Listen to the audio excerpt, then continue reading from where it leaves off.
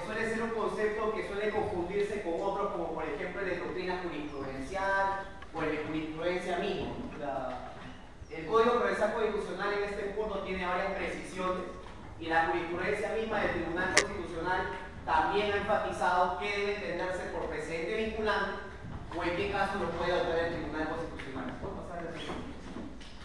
En nuestro caso, el artículo 7 del Código Procesal Constitucional, el título preliminar, establece qué debe entenderse por precedente vinculante. Y ahí se dice que las sentencias del Tribunal Constitucional que adquieren la calidad de cosa juzgada constituyen precedente cuando se les exprese la sentencia. En primer lugar, para que estemos frente a un precedente vinculante, el propio Tribunal Constitucional, en el desarrollo del fallo, tiene que precisar qué extremos de la sentencia son considerados como precedentes vinculantes. No es algo que se pueda deducir, y así el Tribunal Constitucional haya tenido 30 sentencias en la misma línea, con el mismo sentido. Si el propio tribunal no precisa que es un precedente vinculante, no es un precedente vinculante. Se tiene que decir eso de manera expresa en el fallo, como dice el código. Y también se requiere que sea un fallo que tenga la calidad de cosa juzgada. Como ustedes muy bien saben, la cosa juzgada es una institución jurídica a través de la cual no se permite impugnar una resolución judicial. ¿Y por qué no se puede impugnar? Porque queda consentida por ejecutorial. O sea, las partes no han impugnado el fallo, o en todo caso ya no hay recursos procesales que interponer frente a una decisión judicial. Y también precisa el código que cuando el Tribunal Constitucional se aparte del precedente, debe expresar los fundamentos de hecho y de derecho que sustenten la sentencia. Claro, vamos también a ver lo que es el prospecting overruling, que es una técnica que aplica el Tribunal Constitucional cuando desea apartarse del precedente. O sea, algo también que hay que entender aquí es que el precedente vinculante no es un concepto eterno o estático, sino que el propio Tribunal Constitucional puede dejar de lado precedentes vinculantes cuando así lo exprese también en el fallo. O sea, también, al igual que en el caso anterior, lo que se requiere es que el Tribunal Constitucional precise los motivos por los cuales se aparta a un precedente vinculante que es previo. O sea, también recuerden eso de que el Código no obliga eternamente al Tribunal Constitucional a mantener un precedente vinculante. ¿Sí? ¿Sí? ¿La cosa juzgada que adquiere similar a la cosa juzgada judicial?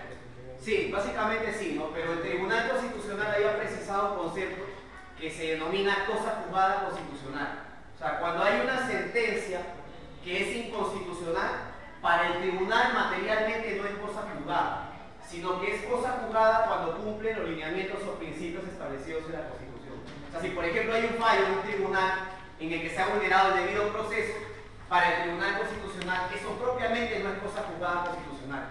Será cosa juzgada legal, pero constitucionalmente no será un fallo válido. Vamos a pasar al siguiente, por favor. Acá se crea el concepto con el cual solemos confundirlo cuando hablamos de precedente vinculante, ¿no? La idea de jurisprudencia constitucional. Casi de manera indiferente utilizamos los términos jurisprudencia constitucional o precedente o doctrina jurisprudencial. El Tribunal Constitucional, en su jurisprudencia, también ha hecho referencia a esta idea de jurisprudencia constitucional. ¿Y qué es la jurisprudencia? El conjunto de decisiones o fallos constitucionales emanados del Tribunal Constitucional. Aquí varias precisiones. En primer lugar, el concepto de jurisprudencia engloba a todas las decisiones constitucionales. Y como ustedes bien saben, el Tribunal Constitucional puede emitir resoluciones y puede emitir sentencias. ¿Alguien sabe cuándo el tribunal emite resoluciones y cuándo sentencias? ¿O cuál es la diferencia? ¿Han escuchado o han trabajado el tema de la improcedencia en los procesos constitucionales? ¿Qué pasa si, por ejemplo, yo interpongo una demanda de amparo y no ha acudido previamente el INDECOPI, por ejemplo, para hacer un reclamo de propiedad intelectual? ¿Ese proceso constitucional será válido o se requiere que yo previamente agote las vías administrativas? Claro, hay que agotar las vías administrativas. Si yo me salto de frente al Tribunal Constitucional y no acudo a las vías administrativas, en esos casos lo que va a hacer el Tribunal Constitucional va a ser declarar improcedente la demanda.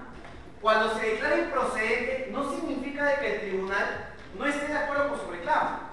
Lo único que está pidiendo es que otra instancia, judicial o administrativa, sea la que vea el caso.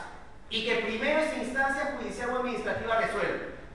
Y si resuelve a favor o en contra, recién ahí podrán acudir al Tribunal Constitucional en un proceso constitucional. Porque también ustedes sabrán de que los procesos constitucionales están reservados para casos extremos o urgentes, ya cuando previamente ha reclamado a otras entidades del Estado y esas entidades no les han dado una respuesta válida. O sea, en estos casos, lo que les quiero decir es que el Tribunal Constitucional puede emitir resoluciones y sentencias. Resoluciones en los casos en los cuales las demandas sean improcedentes, cuando el tribunal no se pronuncia sobre el fondo, cuando el tribunal no da una respuesta a la pretensión y dice de que probablemente otro órgano pueda conocer el caso, por poner un supuesto. El Código establece, les recomiendo que vean el artículo 5 del Código Procesal Constitucional, ahí se establecen todas las causales de improcedencia. O sea, cuando el Tribunal Constitucional va a declarar improcedente un caso. Y cuando se declara la improcedencia, eso siempre está contenido en resoluciones del Tribunal Constitucional. Mientras que las sentencias del Tribunal sí se pronuncian sobre el fondo. ¿Qué significa que se pronuncien sobre el fondo? Que el Tribunal va a dar una respuesta a la pretensión jurídica de la parte demandante. Por ejemplo, por poner un caso que voy a trabajar el día de hoy, el caso Karen Mañuca, no sé si ustedes lo han escuchado. Era un señor que supongamos se llamaba Pepito Pérez, y se sentía o tenía una identidad femenina, así que decidió operarse y se cambia a una mujer, físicamente hablando, y como se sentía una mujer también y físicamente era una mujer, él quería que la RENIEC cambiara los datos del DNI y él interpone una demanda de amparo. En la demanda de amparo el caso llega al Tribunal Constitucional y el tribunal dice algo un poco raro, dice: en cuanto al nombre, la RENIEC debe cambiarlo y debe pasar de Pepito Pérez a Karen Mañuca. Pero en cuanto al sexo, sí debe mantenerse como sexo masculino. O sea, lo dejaron como sexo masculino, pero sí le cambiaron el nombre de un nombre femenino. Con lo cual la pretensión fue parcialmente fundada. No todos los reclamos fueron aceptados de Karen Mañuca. Ahí hay un pronunciamiento sobre el fondo, porque el Tribunal Constitucional está evaluando si la pretensión a la demanda es o no correcta o es o no válida. Si el tribunal hubiera dicho, disculpa, que primero la RENIEC se pronuncie, ahí sería improcedencia. Porque el tribunal ahí no estaría examinando la pretensión jurídica, sino que estaría examinando si hay otra manera de resolver el caso.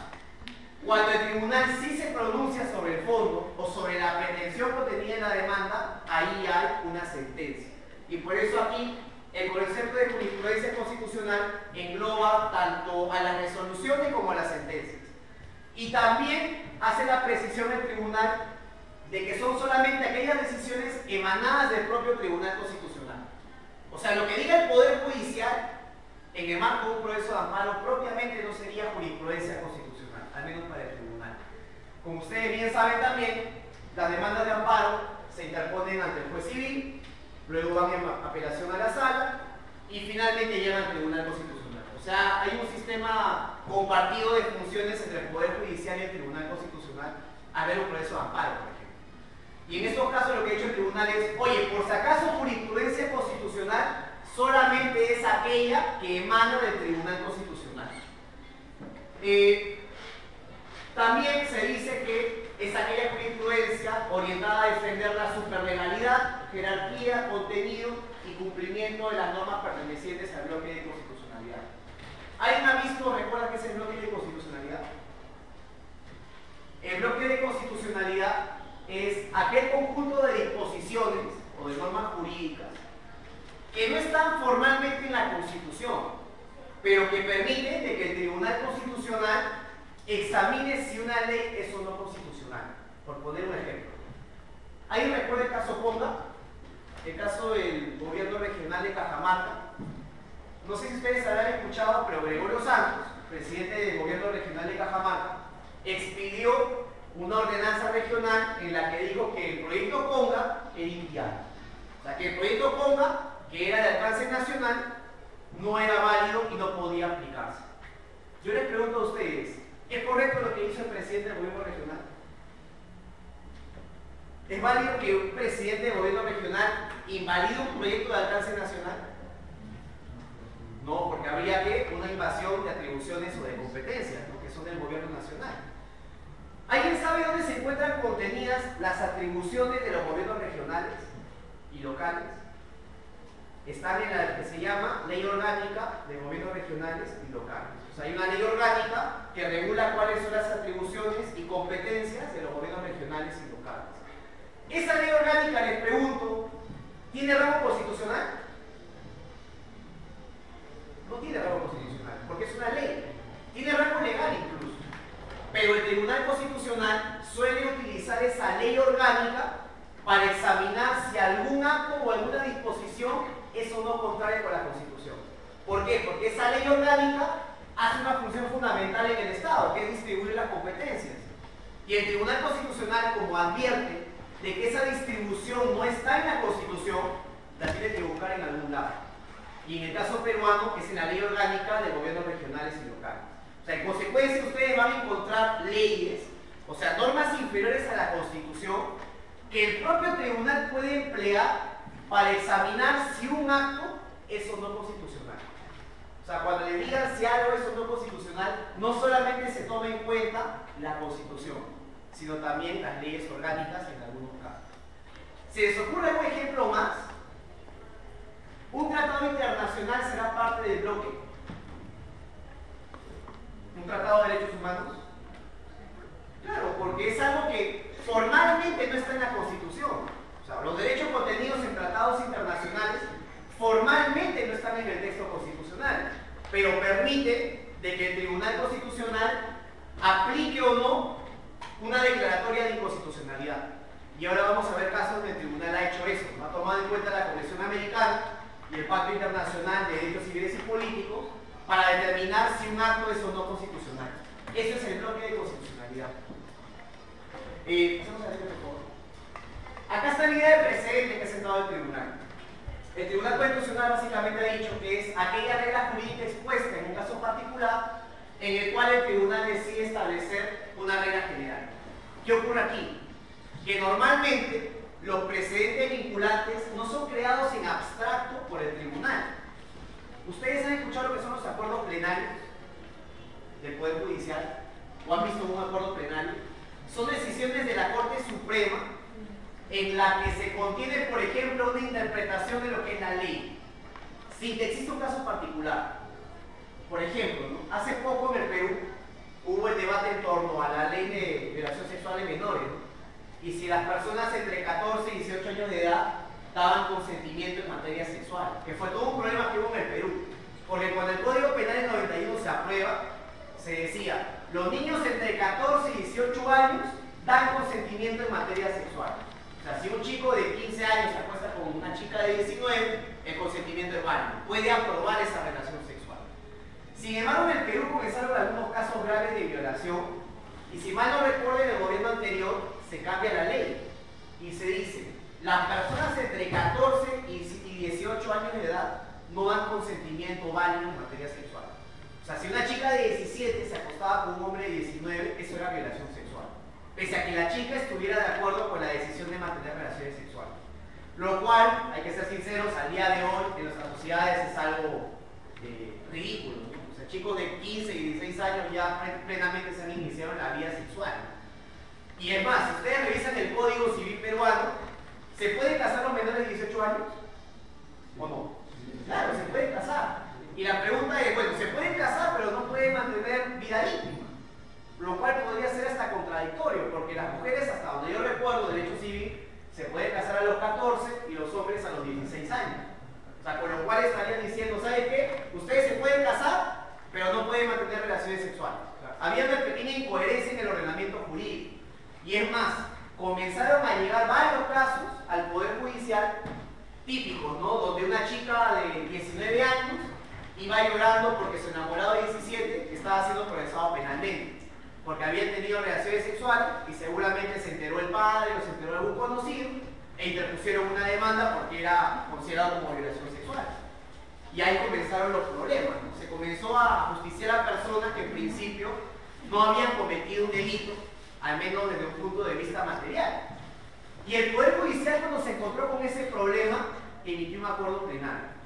Y quiero que ustedes den su opinión ahí. Y en ese acuerdo plenario, el Poder Judicial, a través de la Corte Suprema, dijo que la ley como estaba hecha era prácticamente incoherente con el ordenamiento jurídico.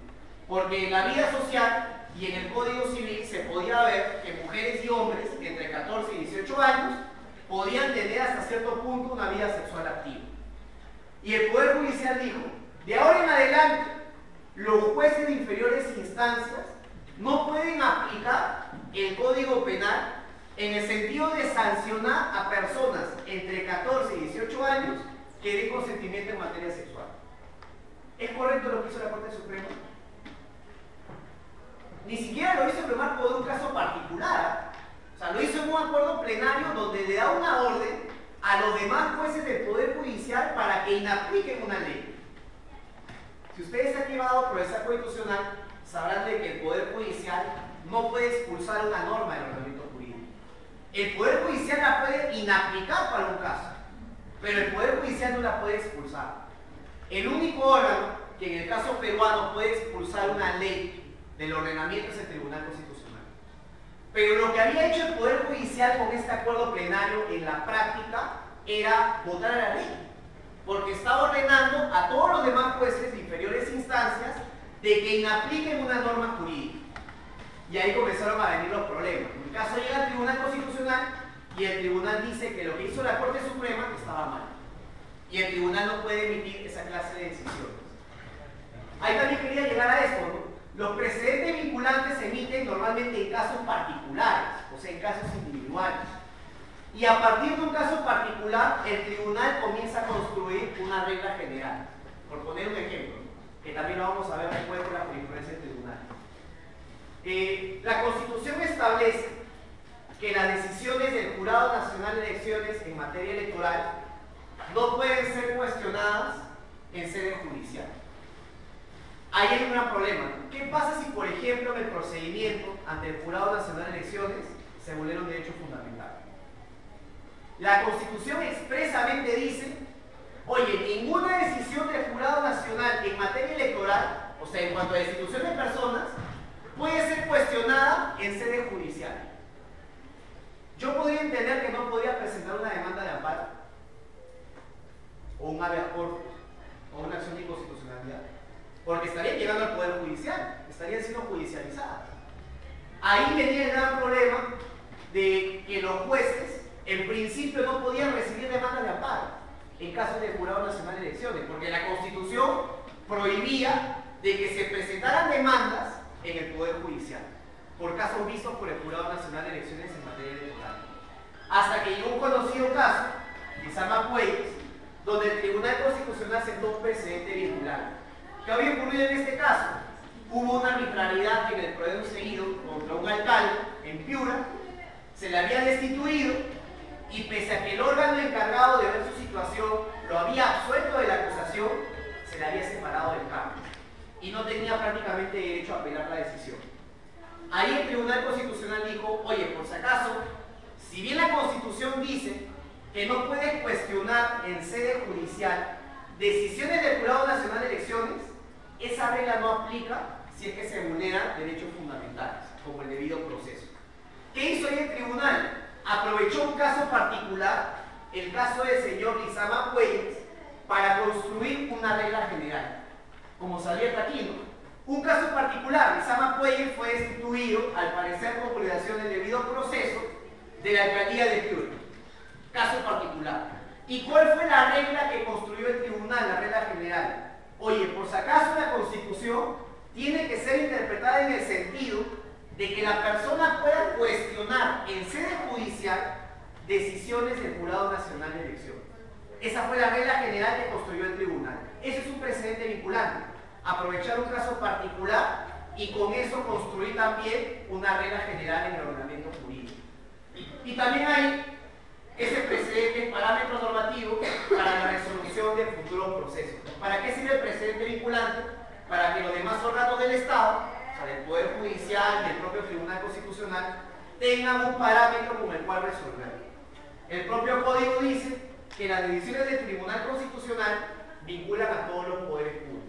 Una sentencia del tribunal vincula al Poder Ejecutivo, al Congreso, al Poder Judicial y a cualquier entidad del Estado o cualquier entidad particular. Así que los precedentes vinculantes del Tribunal Constitucional son prácticamente como leyes y tienen que ser acatadas por los poderes públicos. Lo que digo aquí también, el precedente constitucional tiene por condición los efectos similares de una ley. Claro, ¿qué significa esto? Que una decisión del tribunal que constituya precedente vinculante tendrá la misma obligatoriedad o tiene que ser acatada de la misma manera como si se tratara de una ley, porque es un precedente o es un pronunciamiento del órgano máximo de interpretación constitucional, que es el Tribunal Constitucional. Y aquí también se dice, lo que les había dicho hace poco, oponible frente a todos los poderes públicos. Es más, yo diría públicos y privados. La decisión del precedente constitucional vinculante es una decisión que obliga a poderes públicos y privados. Siguiente, por favor. La gran pregunta es, ¿por qué el Tribunal Constitucional puede adoptar esta clase de decisiones? Siempre, y sobre todo en países monárquicos, se ha cuestionado la facultad de los tribunales de justicia de resolver casos. Yo les recomiendo que lean la Constitución de Países Bajos. Esa Constitución de Países Bajos tiene un artículo especial donde prohíbe de que los jueces ejerzan control judicial de la constitucionalidad de las leyes. O sea que en países como Países Bajos o Reino Unido, a los jueces se les prohíbe atacar normas del Parlamento. Los jueces no pueden invalidar las leyes. Como en el caso peruano, sí se puede hacer. En el Perú, si un juez advierte de que una ley es inconstitucional, la puede inaplicar.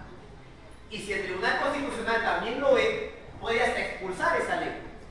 Pero en países básicamente monárquicos, como Inglaterra o Países Bajos, esa posibilidad no existe. Los jueces no tienen posibilidad de inaplicar las leyes en el marco de una controversia. ¿Y por qué no? Porque normalmente se considera de que la ley es una emanación de un parlamento que a su vez representa al pueblo. Y que el órgano máximo de soberanía es el parlamento porque representa directamente los intereses de la población.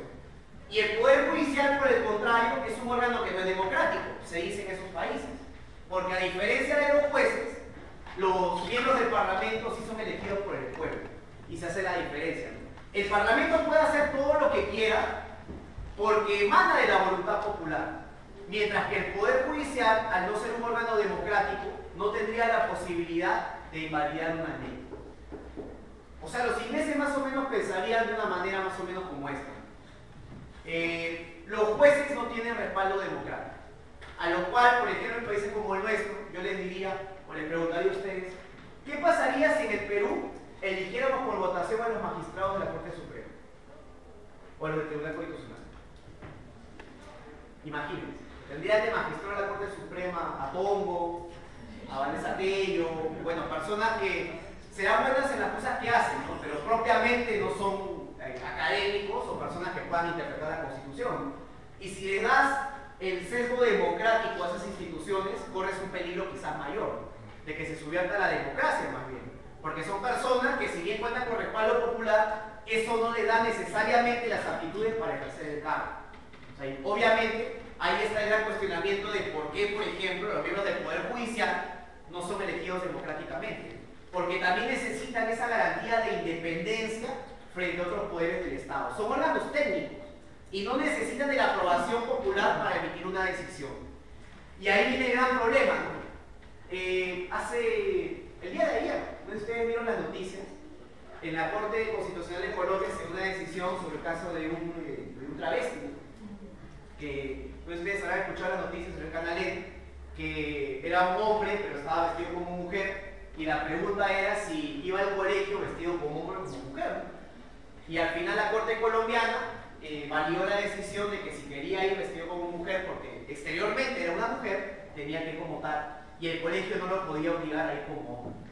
O sea, obviamente son cuestiones que seguramente la sociedad peruana incomodaría mucho. Y la cuestión es ahí preguntarnos, ¿puede un tribunal decidir eso y no un Congreso de la República? O por ejemplo las declaraciones de ayer de la ministra de la Mujer, donde dijo que el tema del aborto por violación era algo que debía darse con pensamiento cristiano. Yo no estoy tan de acuerdo, es una opinión particular, pero da a entender hasta qué punto, por ejemplo, los órganos del Estado tienen una concepción de la política y del derecho que puede tener efectos inmediatos. ¿Cuál es el tema ahí? ¿Hasta qué punto los tribunales pueden decidir cosas que el resto de poderes públicos han decidido de manera quizás errónea? Por ejemplo, en el Perú se debate el tema, a propósito de las declaraciones de la ministra, de si las mujeres violadas deberían tener o no el derecho a votar, que que en Argentina se ha reconocido por la Corte Suprema. O sea, ni siquiera fue el Poder Judicial de Argentina, o mejor dicho, el Parlamento argentino, el que dijo, oye, por si acaso las mujeres violadas tienen derecho a votar y no las puede sancionar penalmente. No lo dijo el Parlamento argentino, lo dijo el Poder Judicial. Y yo podía preguntarme ahí, ¿de dónde emanaría la fuente democrática del tribunal para hacer esa clase de decisiones? Es la gran pregunta que se hace el día de hoy. Si los tribunales pueden tomar esa clase de decisiones delicadas, cuando el Congreso de la República no lo hace, o cuestiones como la eutanasia, el matrimonio entre personas del mismo sexo, la pena de muerte, ¿hasta qué límite interviene un tribunal? Y también ocurre esto en los precedentes vinculantes. ¿Hasta qué punto el Tribunal Constitucional puede emitir precedentes que tienen prácticamente el valor de una ley? Bueno, en primer lugar, la propia Constitución aclara de que el Tribunal Constitucional es el supremo intérprete de la Constitución. Creo que han visto el tema de interpretación constitucional, ahí más o menos les habrá quedado claro, de que el Tribunal no es el único órgano intérprete de la Constitución. También lo hace el Poder Judicial, lo hace el Congreso de la República, el Poder Ejecutivo, y en general cualquier persona puede interpretar la Constitución. Por eso Peter Haber, un autor alemán, habló alguna vez de la sociedad abierta de los intérpretes de la Constitución. Cualquiera puede hacer la interpretación. Cosa distinta es cuál es el órgano supremo o el órgano que tiene la última palabra en interpretación constitucional. Y en el caso peruano, ese es el Tribunal Constitucional. Y también establece la Constitución y el Código de que las sentencias vinculan a todos los poderes públicos.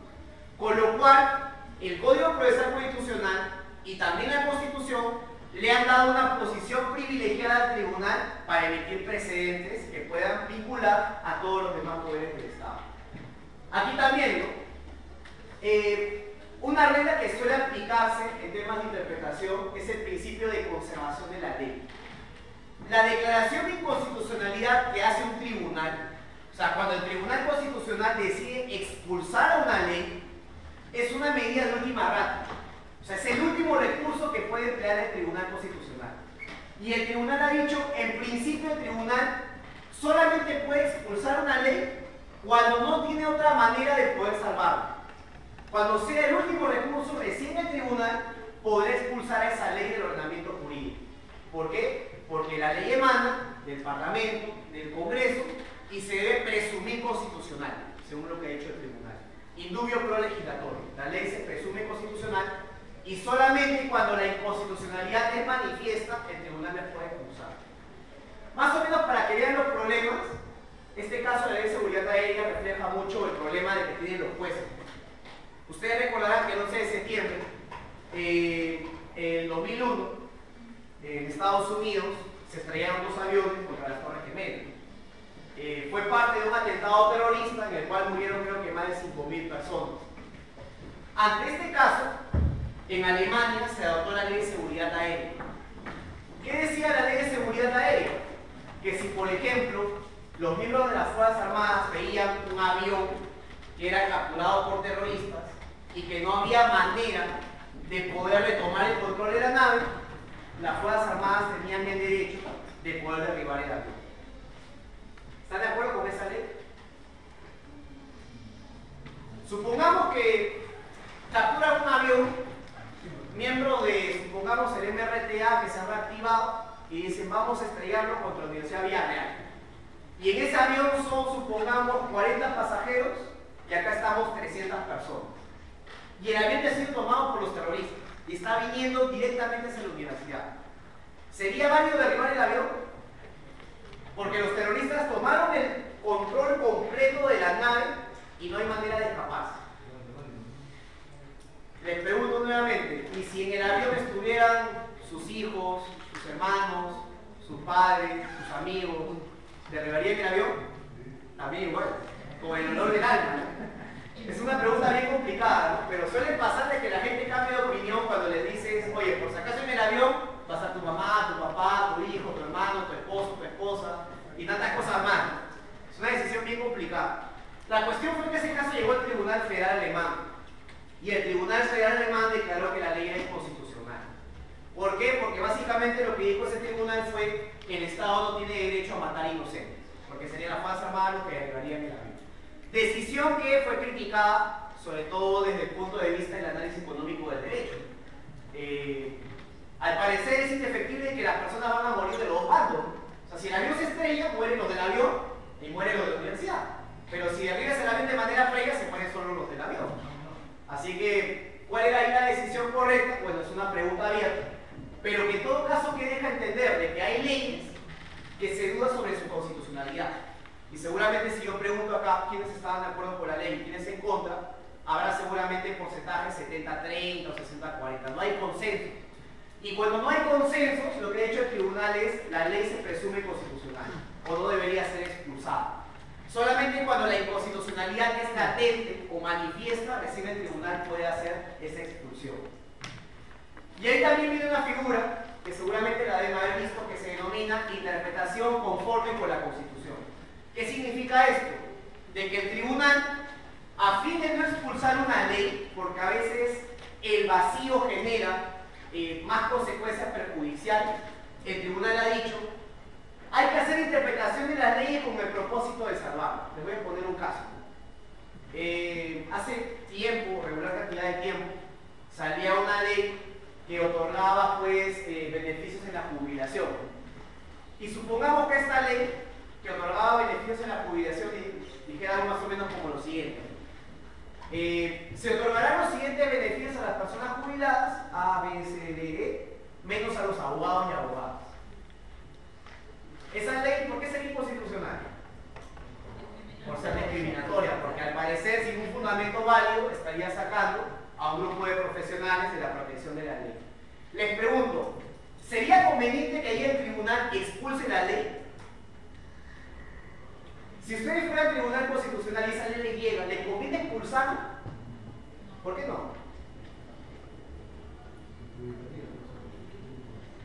Perjudicaría a todos, porque si esa ley contiene beneficio para las personas que acceden al sistema de pensiones y tú expulsas a toda la ley, no está beneficiando a los abogados, está perjudicando a todos, porque esa ley ya no va a tener vigencia.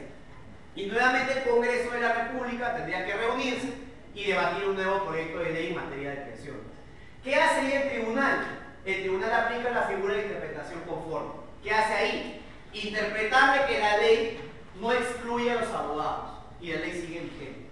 O sea, cuando se lea, el tribunal llega más o menos como lo siguiente. Cuando se lea la frase se excluye a los abogados, se va a entender por los operadores judiciales de que esa cláusula no tiene validez y se deben garantizar las pensiones en igualdad de condiciones a todos los miembros de la sociedad civil. Con lo cual el tribunal ahí prefiere no expulsar la ley porque eso genera más costes que beneficios. Y la figura de interpretación orientada a la Constitución, que se diferencia de la anterior en el siguiente sentido. En la interpretación conforme tienes normalmente dos o más interpretaciones de una ley. Pero en la interpretación conforme tienes una interpretación inconstitucional, como fue el caso de excluir a los abogados, como también tienes una interpretación constitucional, o sea, una interpretación válida. Y en esos casos el tribunal escoge la interpretación que es constitucional, con la finalidad de no expulsar a la ley del ordenamiento jurídico. Sin embargo, en la interpretación orientada a la Constitución, lo que ocurre es de que las dos disposiciones o las dos normas son válidas, pero una protege mejor un derecho fundamental que otro. Por ejemplo, ¿alguien sabe si el derecho a la educación es obligatorio? En todos los casos. En todos los casos el Estado tiene que reconocer educación primaria, secundaria y superior. Lo que han dicho los tratados internacionales, o al menos el consenso internacional, es que la única educación que es obligatoria y que el Estado en todos los casos debe garantizar es la educación primaria.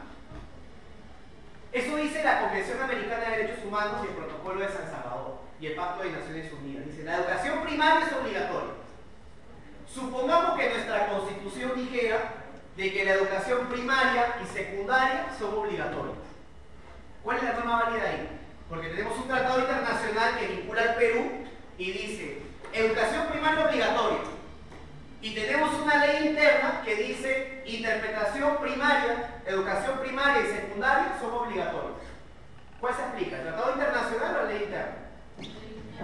La ley interna. ¿Por qué? Porque siempre se aplica la interpretación orientada a la Constitución.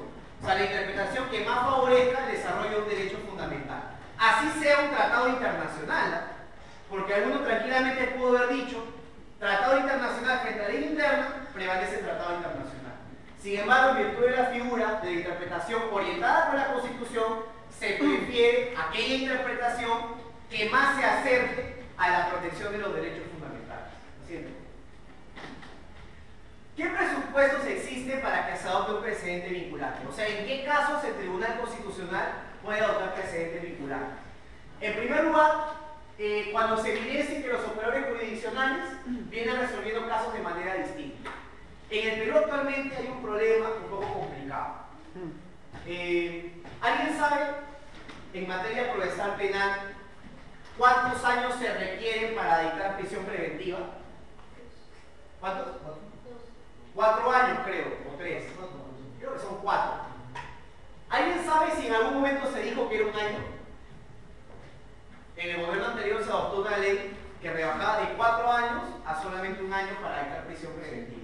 O sea, con lo cual, casi todos los delitos del Código generaban pues, que el juez pudiera dictar mandato de prisión preventiva. Acá hubo todo un problema.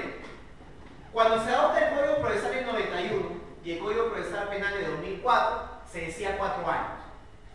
Sin embargo, por el año 2007-2008 se adoptó una ley bien curiosa que era la ley de los billetes electrónicos. No sé si ustedes recordarán, pero creo que en el gobierno de Alan García se intentó ver el tema de implantar billetes electrónicos en el Perú. O sea, con el efecto de quitar gente de las cárceles si no está sobrepoblada.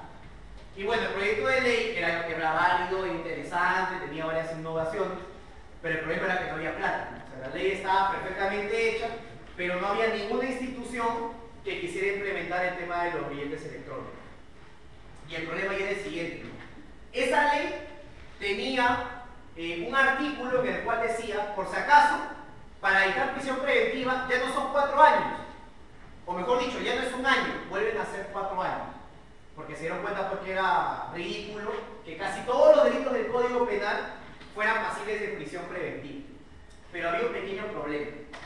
Una disposición final de esa ley de billetes electrónicos decía más o menos lo siguiente: en tanto no se encuentre a una empresa o a una institución que implemente el plan de los billetes electrónicos, esta ley no va a entrar en vigencia. A eso se le denomina vacatio legis. O sea, que la ley suspende o posterga sus efectos para entrar en vigencia.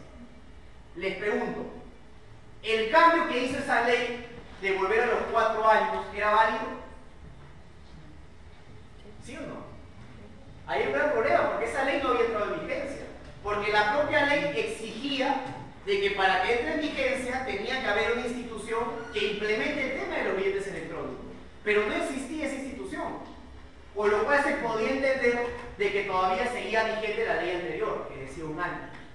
Y se hizo todo un problema jurisdiccional porque algunos jueces interpretaban de que estaba válida la ley de 4 años y otros jueces la ley de 1 año.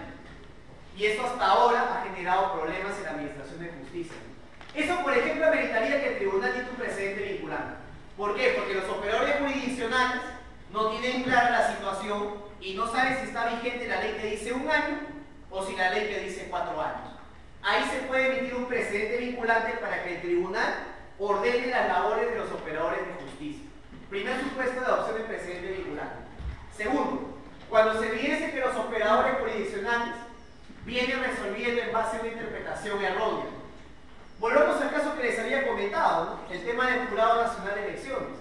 Y cómo varios jueces interpretaban de que la Constitución no permitía ni siquiera presentar demandas de amparo o demandas judiciales para cuestionar un proceso en el cual se vulneran derechos fundamentales. Lo que hizo el tribunal fue, oye, por si acaso, a todos aquellos que interpreten de que la Constitución no protege a las personas que estén en procesos ante el Jurado Nacional de Elecciones, lo están haciendo mal. Así que yo como tribunal voy a dictar un precedente vinculante con el propósito específico de que esos operadores jurisdiccionales interpreten la Constitución en el sentido de proteger, incluso frente a resoluciones del Jurado Nacional de Elecciones. O sea, cuando los jueces interpretan mal la ley o no lo hacen de manera correcta, ese también es un caso donde el tribunal puede adoptar un precedente vinculante con la finalidad también de corregir el ordenamiento jurídico. Siempre. Cuando se evidencia la existencia de un vacío normativo En el Perú, sobre todo, no me dejarán mentir las personas mayores, ha habido todo un gran problema en el tema de licencias, ¿no? Normalmente cuando una mujer tiene un pequeño hijito, le dan la licencia y todos los descansos a la mujer y el hombre tenía que ir a trabajar pues, prácticamente al día siguiente. Con lo cual el Tribunal Constitucional en principio vio un caso de discriminación. ¿Por qué? Porque la mujer podía descansar tiempo y el hombre no. Evidentemente el tribunal entendió de que no significa de que a la mujer y al hombre les des el mismo tiempo de descanso. El tribunal dijo eso en principio, oye, quien hace el gasto físico es la mujer. Pero eso no significa de que el hombre también tenga un derecho de estar un tiempo en el hogar por el tema del núcleo familiar. Porque recordemos que la mujer suele estar un poco delicada de salud y capaz necesita apoyo del padre, o en todo caso el cuidado del menor también requiere la presencia paternal. Es un tema del núcleo familiar. Y ahí hay un gran problema, porque la ley prácticamente decía de que solamente las mujeres accedían a esa licencia o ese permiso de descanso cuando hubiera un hijo presente. El Tribunal Constitucional, con el propósito de llenar ese vacío, porque los hombres no tenían acceso a ese beneficio, también puede adoptar un precedente vinculante en el sentido de llenar un vacío normativo, cuando ese vacío sea inconstitucional, como en este caso. Al parecer, el hecho de que los hombres no accedan a esa protección puede generar una situación de inconstitucionalidad. Y ahí el tribunal, con el propósito de llenar ese vacío normativo, puede también adoptar un precedente vinculante. En Colombia ocurrió algo más o menos igual, con un caso mucho más polémico, que fue el tema de la unión civil entre personas del mismo sexo. En Colombia se interpretó de que el hecho de que personas heterosexuales pudieran acceder a las herencias o a cuestiones como el tema de la filiación y no las parejas homosexuales era una situación de inconstitucionalidad, porque había un trato discriminatorio.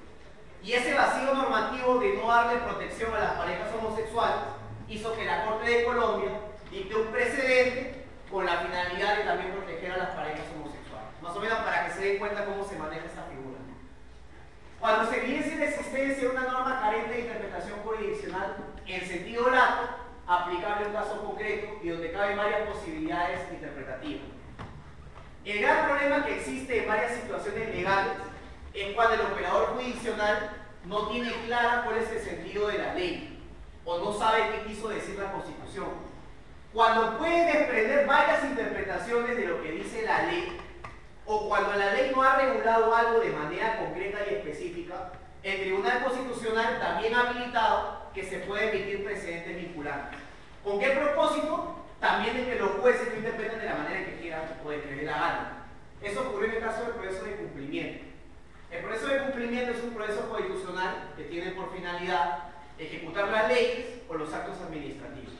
El gran problema que hubo era que ese proceso de cumplimiento no había sido desarrollado de manera muy específica, con lo cual nadie sabía en qué caso podía cumplir o en qué caso podía solicitar la ejecución de una ley o de un acto administrativo.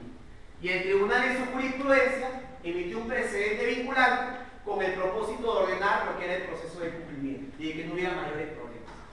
Y bueno, también se puede adoptar cuando se evidencia la necesidad de cambiar de precedente vinculante, que es lo del prospective overruling, que también lo vamos a ver. Así es.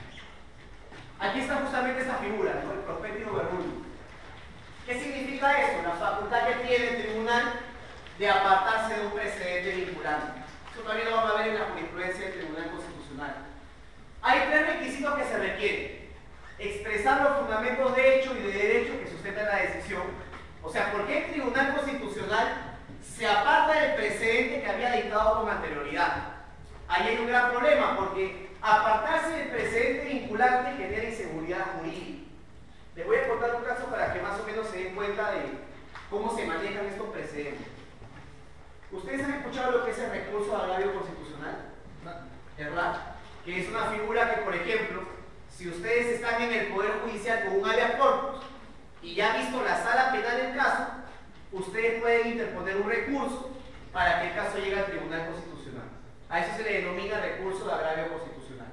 Es parte del proceso de habeas corpus, amparo y habeas data, pero es el momento procesal en el que el caso pasa del Poder Judicial al Tribunal Constitucional. ¿Alguien sabe en qué casos o en qué demandas se puede llegar al Tribunal Constitucional? Solamente se puede llegar al tribunal si las demandas son infundadas o improcedentes. O sea, ustedes no pueden llegar al Tribunal Constitucional si tienen una sentencia fundada en segunda instancia. Al menos eso dice el código. O sea, si por ejemplo yo reclamo que me han detenido de manera arbitraria y obtengo una decisión favorable en segunda instancia, en la sala penal, yo no podría acudir al Tribunal Constitucional, en principio, si tengo demandas fundadas. Pero si me han dado la negativa, o me han dicho infundada tu demanda, o improcedente, porque no han podido otra vía procesar, ahí yo tengo el derecho de interponer el recurso al agravio constitucional y que mi caso sea elevado al Tribunal Constitucional. En el Perú ocurrió toda una chanfalla a raíz de un caso particular. Como les había dicho, según el Código y según la Constitución, las demandas que llegan al Tribunal Constitucional son aquellas que son improcedentes o infundadas. Sin embargo, el Tribunal dijo en un caso que las situaciones relacionadas con tráfico ilícito de drogas o los procesos penales de tráfico ilícito de drogas permitían de que incluso demandas fundadas llegaran al Tribunal Constitucional. ¿Qué había pasado ahí? Que se decía que normalmente los traficantes de drogas, como tenían mucho dinero, solían sobornar a los jueces constitucionales, ¿no? Y si te ponían un habeas corpus que al parecer era manifiestamente infundado, pero como había plata, en segunda instancia le daban la razón al narco. Y si le daban la razón en segunda instancia, él ya ganaba el caso. Ya no llegaba al Tribunal Constitucional. Y lo que hacían los abogados de los narcotraficantes, según decía al parecer el tribunal, era sobornar a los miembros del Poder Judicial en segunda instancia y ellos ya ganaban el caso. Ya no tenían nada que objetar. Y en el habeas corpus ordenaban incluso hasta la libertad de la persona.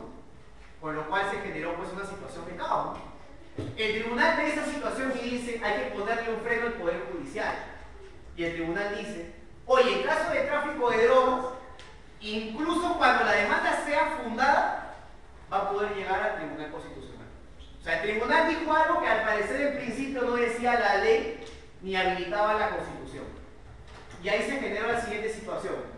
Había una persona, un narcotraficante, que se beneficia de lo que dice el tribunal y hace que su caso llegue hasta el Tribunal Constitucional. Yo no sé si es tanto un beneficio, porque el Tribunal Constitucional quería que los casos lleguen con la finalidad de desestimar la demanda.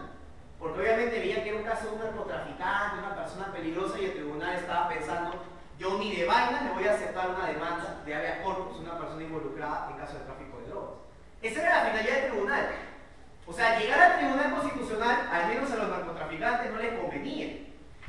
Sin embargo, había dos reglas simultáneas. Supongamos que ese precedente se adoptaba el día de hoy y se dice, a partir de mañana, esta sentencia que permite que las personas sentenciadas por narcotráfico lleguen al Tribunal Constitucional se va a aplicar. Si, por ejemplo, a mí al día de ayer yo tengo una sentencia fundada en segunda instancia, me salvé completamente, nadie va a ver mi caso. Pero si mi amigo tuvo la mala suerte de que salió la sentencia del tribunal, el caso de él sí va a llegar al Tribunal Constitucional, pese a que estamos en la misma situación. Porque yo cometí el delito de tráfico de drogas y él también lo cometió. Pero como se emite un precedente vinculante, yo me salvé y a mí nadie me va a procesar y a mí nadie me va a llevar al Tribunal Constitucional, pero mi amigo sí. La pregunta es, ¿hay una vulneración de derechos ahí? ¿O no? ¿Qué pensarían ahí? ¿O qué alegarían ustedes si fueran abogados de la parte que tiene que irse al Tribunal Constitucional? Hay un caso que posiblemente podría ser de discriminación, porque tendrían que dos personas en el mismo supuesto tienen cosas distintas. Una persona se libra con el habeas corpus, ya no tiene proceso penal, y la otra sí va a ser Tribunal Constitucional, y seguramente le van a declarar infundada la demanda. Esa situación ha sido llevada hasta organismos internacionales y actualmente está en la Comisión Interamericana de Derechos Humanos. O sea, ¿qué ocurre ahí? Si no se expresa correctamente los fundamentos por los cuales te apartan del precedente, se puede generar más consecuencias que beneficios. Por eso lo que exige la jurisprudencia del tribunal es expresar los fundamentos de hecho y de derecho que permitan sostener esa decisión. Bueno, expresar la razón declarativa teleológica o suficiente para la decisión. O sea, qué propósitos, qué finalidades o qué valores pretende hacer valer el Tribunal Constitucional cuando se aparta del precedente vinculante anterior. O sea, no solamente son razones de hecho, sino que el tribunal tiene que dar los motivos o finalidades o propósitos de la manera en que el Estado se beneficia en el momento en que se apartan del precedente vinculante. Y bueno, determinación de los efectos en el tiempo. Una regla que también hay que saber en cuanto a los procesos constitucionales es que normalmente no siempre las sentencias del tribunal tienen que ser aplicadas de manera inmediata. Pensemos en el caso del FONAVI, donde se ordena al Estado peruano que restituya el tema del Fondo Nacional de Vivienda. Si le dicen al Estado devuelve toda la plata en el primer día, quebramos económicamente. Así que el tribunal ahí lo que hace es cumple la sentencia, pero de manera diferida en el tiempo, ¿no? Seguramente con plazos, pagos anuales, qué sé yo. Ahí el tribunal tiene maneras de que sus sentencias no perjudiquen a los justiciables. Y aquí vamos a ver rápidamente también algunos precedentes del tribunal. El primero es el caso Gastón Ortiz Hacha, que es un precedente en materia de real corte, un precedente en materia de amparo. Este caso es bien conocido por varios motivos. Ustedes bien saben que el presidente Alberto Fujimori, luego de toda la situación que se vivió en el Perú, llegó a escapar por rumbo a Japón. Y desde Japón, a través del fax, presenta su renuncia. ¿Qué había ocurrido en este caso? Un ciudadano, Gastón Ortiz Hacha, que al parecer no estaba vinculado con ninguna organización política, interpone una demanda de amparo. ¿Por qué? Porque si recordamos bien, a Fujimori lo sancionan políticamente en el Congreso. Y hasta donde yo recuerdo, le imponen una sanción de 10 años para que no pueda acceder a cargos públicos. Eso se dijo en el Congreso de la República en un juicio político. ¿Y qué denunciaba este señor? Que esa resolución legislativa del Congreso que inhabilitaba a Fujimori era una resolución contraria con la Constitución, que no era una resolución válida. Y ahí la pregunta que se hizo el Tribunal Constitucional es: ¿nosotros como Tribunal Constitucional podemos cuestionar las decisiones del Congreso de la República en el momento en que sancionan a un funcionario? ¿Ustedes recuerdan el caso de, ¿cómo se llama este congresista que está en silla de ruedas? Techo. Claro, a él que le han abierto en el Congreso, ¿alguien sabe? Juicio político y antejuicio político. No sé si ustedes han visto la diferencia entre los dos conceptos, pero la Constitución en los artículos 99 y 100 regula lo que son el procedimiento de juicio político y el antejuicio. El antejuicio político normalmente sirve para los casos en los que funcionarios públicos, pero de más alto rango, cometen un delito de carácter penal. ¿Y qué ocurre ahí? El Congreso de la República emite un informe preliminar que luego es enviado al Ministerio Público. Y el Ministerio Público, a su vez, lo envía a la Corte Suprema para enjuiciar penalmente a un funcionario. Claro, ahí el Congreso no puede poner la sanción penal, porque el único órgano legitimado es el Poder Judicial. Lo único que hace el Congreso de la República en el antejuicio político es elaborar un informe aprobatorio que va al Ministerio Público. Ese es el antejuicio. Sin embargo, el juicio político, también regulado en la Constitución, procede frente a infracciones a la Constitución. Ustedes dirán, bueno, ¿qué son infracciones a la Constitución?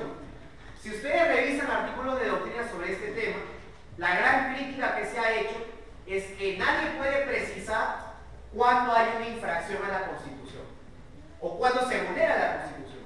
Hay algunos casos que son claros, ¿no? Por ejemplo, el tema del viaje presidencial.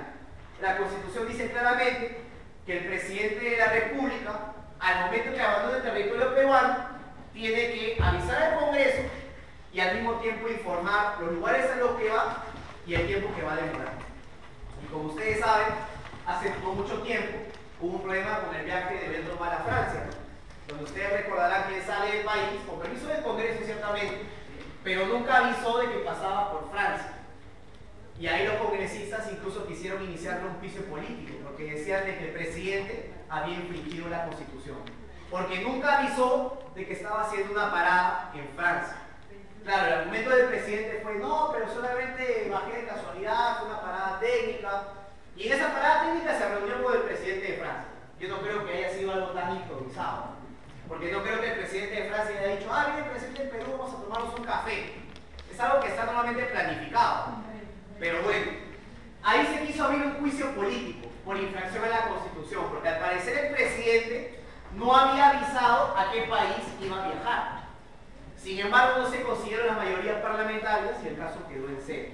Pero es un caso de juicio político, ¿no? La pregunta es ahí, ¿hasta qué punto ¿puede el Congreso de la República imponer una sanción política, como no acceder a un cargo público? ¿Y hasta qué punto un tribunal puede revisar esa decisión? Les pongo un caso también un poco complicado. La Constitución peruana dice que la vacancia del cargo del presidente de la República procede en caso de incapacidad moral.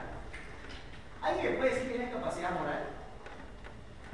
¿Será inmoral que el presidente Ollanta tenga 5 mujeres y como las 5 tenga 3 hijos y que no haya reconocido la paternidad de ninguno de los hijos? ¿Sería inmoralidad eso?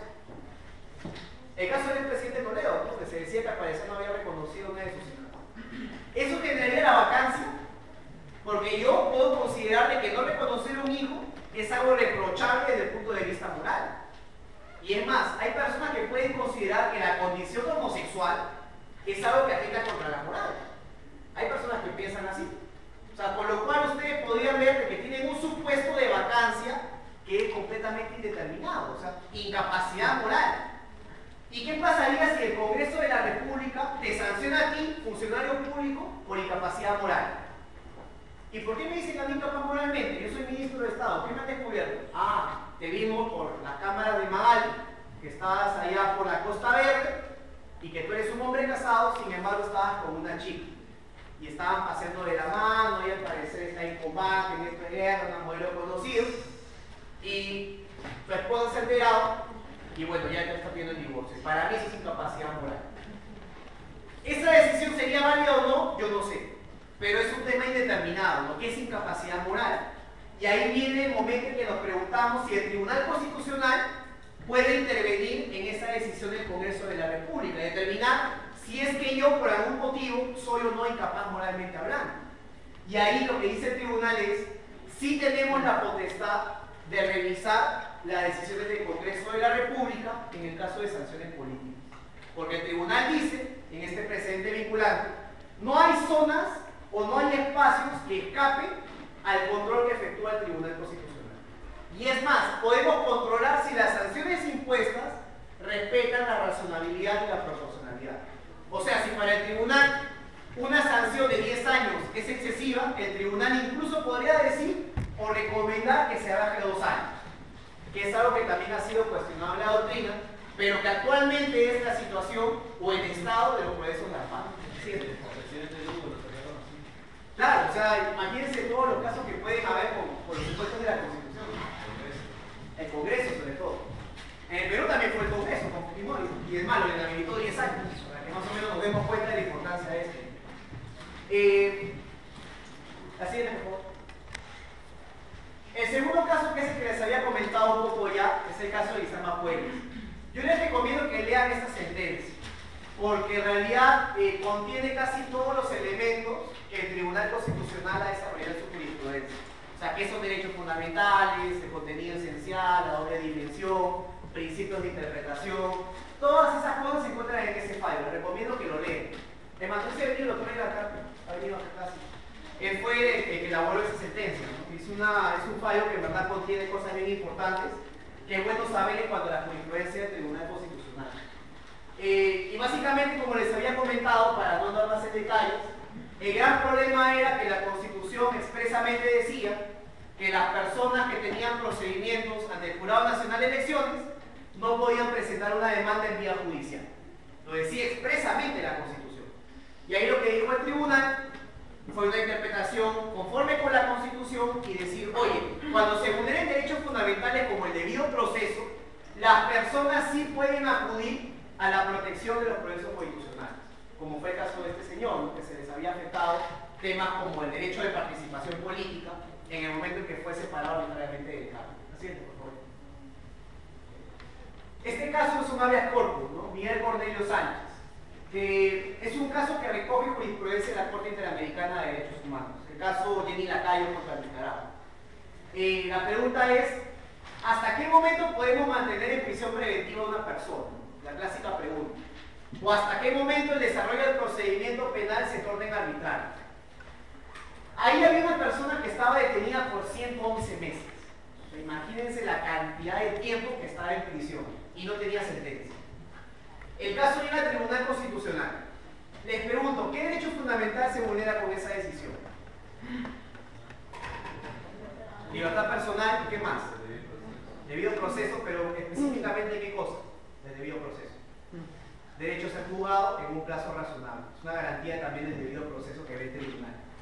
Yo les pregunto a ustedes, porque lo dejo el tema de pregunta, ¿qué tendría que hacer el Tribunal Constitucional cuando ve que a una persona la están sancionando o la están procesando por una cantidad elevada de tiempo?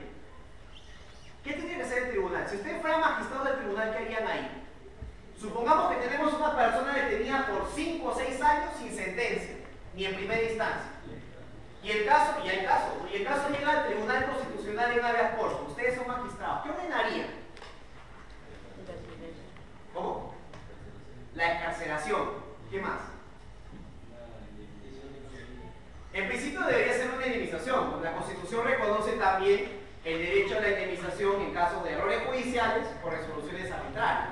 O sea, el hecho de mantener en prisión preventiva a una persona por 6 años es una decisión que vulnera la Constitución, porque ahí la medida coercitiva ya es prácticamente una sanción penal, porque el tiempo que está en prisión es tan elevado como el que si le hubiera impuesto la pena efectiva de prisión. En estos casos el Tribunal Constitucional tuvo 2 decisiones.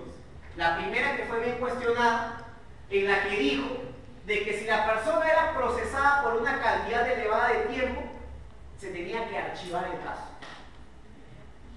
¿Es correcto eso? O sea, si por ejemplo una persona tenía 5 o 6 años, el tribunal puede ordenar que el caso se archive. Está interfiriendo en las labores del Poder Judicial, al parecer. Porque una cosa es la declaratoria de inocencia de un imputado y otra cosa es el derecho que tiene a seguir el procedimiento penal en libertad. Son 2 cuestiones distintas. Claro, una cosa es pedir que lo escarcelen, pero que el proceso siga. Así que cuando llegaron las críticas, porque se dijo que era un caso que fomentaba, en todo caso, la inactividad judicial, el tribunal cambia la línea y dice: en los casos en los cuales a una persona se le esté procesando por una cantidad considerable de tiempo, se tienen que hacer básicamente 2 cosas. La primera, el tribunal suele ordenar que en el plazo de 60 días, como estén las cosas, el tribunal de sentencia, a menos de primera instancia. Así como está el procedimiento. ¿Por qué hace eso el tribunal? Para presionar al Poder Judicial y de que el caso se acelere, se valoren todas las pruebas de manera inmediata y se dé sentencia. Y en segundo lugar, el tribunal lo que pide es que el caso del juez sea llevado ante la OCMA, o sea, ante el organismo de control de la magistratura, para que si se decide de que hubo negligencia en el Poder Judicial, se imponga la sanción correspondiente al magistrado. O sea, yo estuve, cuando hice mis primeras prácticas, allá por 4º o 5º ciclo, recuerdo que encontré un expediente de habeas corpus tirado en una gaveta, ¿no? Que todo el mundo lo había olvidado. O sea, ahí obviamente es una negligencia del Poder Judicial. Y eso también en principio debería generar el derecho a ser indemnizado judicialmente, que está en la Constitución y está en los tratados internacionales. Sin embargo, en el Perú se creó un fondo para reparar a las personas víctimas de detenciones arbitrarias y ese fondo tiene 0 soles. O sea, las personas detenidas arbitrariamente no tienen la posibilidad de reclamar una suma de dinero. No sé si lo han escuchado, pero hace como 5 o 6 meses en Estados Unidos, creo que a un chino lo detuvieron creo que 2 días en una cárcel. Y bueno, el chino salió y le dio de indemnización $1 millón por los días que estuvieron detenidos. Uno piensa ahí, porque a mí no me detuvieron, ¿no? Pero bueno, la cosa es que independientemente de eso, el trauma fue fuerte, ¿no? Para el chico. Estuvo 2 años en prisión, lo cual es algo que te marca la vida, independientemente del pago de dinero que te den. Bueno, no sé cómo estará él actualmente, pero se ven las diferencias, ¿no? Cuando el Poder Judicial se toma en serio su labor y cuando reconoce un error, como en el caso nuestro, donde una persona no tiene la posibilidad de reclamar frente a un error judicial manifiesto. Y en estos casos, el tribunal ha desarrollado 3 elementos para valorar si un procedimiento penal cumple o no las garantías del plazo razonable. En primer lugar, evaluar la complejidad del caso. ¿Qué significa evaluar la complejidad del caso?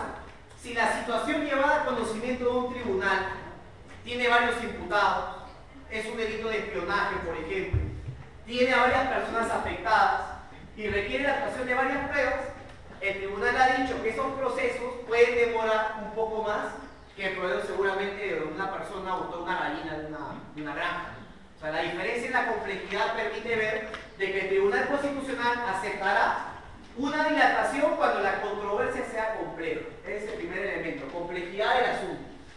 El segundo elemento que considera el tribunal para ver si un plazo es o no razonable es la conducta de las partes. En el Perú los abogados, mal que bien, somos especialistas en apelar hasta el infinito. O sea, apelar, reconsideración, escritos, por favor abstente. Y pasan como 20 escritos con el objeto de dilatar el proceso. Si la parte procesal ha promovido que el proceso se prolongue por escritos continuos, ahí no se aplica la garantía del plazo razonable.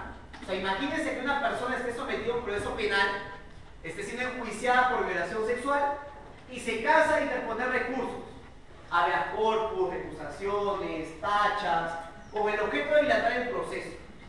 Ahí la demora no es imputable al Poder Judicial, es imputable al abogado de la defensa. Y si la demora depende del abogado de la defensa, esa persona no puede reclamar el derecho a ser juzgado en un plazo razonable. Y el tercero se relaciona con la conducta de los jueces, ¿no? O sea, lo que les había comentado, ¿no? Si es manifiesto o se aprecia de que ha habido negligencia en la tramitación de los expedientes, porque ha pasado, y yo he visto que los expedientes se pierden, esa es una responsabilidad que es del juez y que permite también ser valorada en el caso del plazo razonable. ¿Cómo el juez se ha comportado en el desarrollo del procedimiento? Lo que también suele ocurrir acá es que las audiencias se paran partiendo. Ocurre una audiencia y luego te citan para una semana, te piden tu nombre, te vuelven a llamar otra semana, te piden DNI, te llaman otra semana, y el caso se va prolongando infinitamente y todavía no se ve la causa. Ahí se ve la conducta jurisdiccional de las autoridades públicas. Siguiente, por favor. Claro, estos son los tres criterios que les había mencionado, ¿no? El vencimiento del plazo también, que es algo que hay que tomar en cuenta, ¿no? En el caso de la prisión preventiva, hay plazos que tienen que ser respetados en los procedimientos penales. Ojo, el derecho a ser juzgado en un plazo razonable no solamente significa de que no te enjuicien en una cantidad prolongada de tiempo, sino también es una garantía que se activa si a ustedes lo juzgan muy rápido, que es algo un poco raro y que no se suele ver, ¿no? Pero normalmente cuando hablamos del derecho a ser juzgado en un plazo razonable, pensamos en la persona que está siendo juzgada en 7, 8, 9 años. Pero también es un derecho que se activa si ustedes lo juzgan en 2 o 3 días. Que era un problema que ocurría sobre todo en la época de Sendero, que había procedimientos ya excesivamente sumarios. Que si bien había muchas urgencias, había personas que por el solo hecho de que había una imputación, eran detenidas y se les juzgaba en 2 o 3 días. Y en 2 o 3 días tú no puedes recabar las pruebas necesarias para declarar que una persona es responsable penalmente. Ahí también se podría activar el derecho a ser juzgado en un plazo razonable. Es más, hay una sentencia del tribunal que se refirió al Código Procesal Penal de 2004. El Código Procesal de 2004, cuando se promulgó, contenía plazos bien bajos de investigación preparatoria del fiscal y de juzgamiento. Plazos bien bajos, ¿eh? Lo cual hacía de que los procesados que estuvieran en el desarrollo del juicio interpusieran habeas corpus, porque dijeron, oye, se pasó el plazo establecido en la ley, y comenzaron a llegar un montón de demandas al Tribunal Constitucional. Y el tribunal ahí habló de lo que les estoy diciendo, ¿no? Derecho a ser juzgado en un plazo razonable también implica de que no te juzguen de manera rápida. Y el tribunal le recomendó al Congreso que ampliara los plazos de investigación, porque también es importante tener todos los elementos indispensables para resolver un caso. Siguiente, por favor. El siguiente caso es Eva Rosario Valencia, que básicamente es importante por lo siguiente. ¿Qué pasa cuando el Poder Judicial desestima un caso? Bueno, evidentemente, el proceso judicial sigue su curso. Pero ¿qué pasa si, por ejemplo, declaran fundado un habeas corpus? Porque una persona está siendo detenida por una cantidad excesiva de tiempo. ¿Qué pasará con la autoapertura de instrucción, por ejemplo? O por poner un caso más complejo, lo que ahorita se está viendo, que es un tema que puede ser hasta de tesis. El Tribunal Constitucional puede calificar si un acto es un crimen de lesa humanidad, que es lo que actualmente se está debatiendo. O sea, hay varias personas que están siendo procesadas por delitos graves y la pregunta es si esos delitos son o no imprescriptibles. No sé si ustedes habrán escuchado, pero los crímenes de lesa humanidad no prescriben. O sea, si te juzguen en 30 o 40 años, el procedimiento sigue abierto, lo cual ha generado algunas críticas, pero al menos es lo que dice el derecho internacional. La pregunta es ahí, ¿el Tribunal Constitucional podría calificar una conducta como crimen de lesa humanidad? Lo puede hacer la Corte Interamericana. Lo dejo como un tema abierto porque hasta ahora no hay concordancia en eso. Y hay demandas que han llegado al Tribunal Constitucional donde el tribunal ha dicho, oye, esto no tiene nada que ver con un crimen de lesa humanidad, así que determinaba la prescripción. Como ha habido casos donde el tribunal ha considerado que sí califica como crimen de lesa humanidad y amerita todavía la continuación del proceso, con lo cual hay una situación un poco compleja. La pregunta es ahí, ¿qué pasa cuando el proceso está viciado en general? Lo que ha dicho el tribunal es que al menos en la autoapertura de instrucción debería mantenerse como válido. ¿Por qué la autoapertura de instrucción? Porque en sí no es una resolución que establezca sanciones penales, sino que solamente es la formalización del inicio del juicio penal. Y de ahí el Poder Judicial tiene discrecionalidad para determinar a quién procesa y por qué delito. Siguiente, por favor. Este caso, que nunca entendí por qué fue precedente vinculante, que es el caso de Enrique Benavides Morales. Un caso de extradición que no tenía nada de relevancia, que fue declarado improcedente, y donde el tribunal desarrolla el concepto de extradición y establece, por ejemplo, los principios que rigen los actos de extradición. Y la primera pregunta que se me vino a la cabeza es, ¿se necesitaba un precedente vinculante para definir lo que es extradición? Yo creo que no. Porque no había ni dudas en los operadores jurisdiccionales de lo que era la extradición, no había dudas en cuanto a la interpretación de la ley, ni había decisiones distintas por parte del Poder Judicial. Y como les había explicado, el precedente vinculante no se adopta en cualquier caso, sino cuando se aprecie que el Poder Judicial está resolviendo casos iguales de manera distinta, cuando interpreta mal la ley o cuando hay vacío normativo.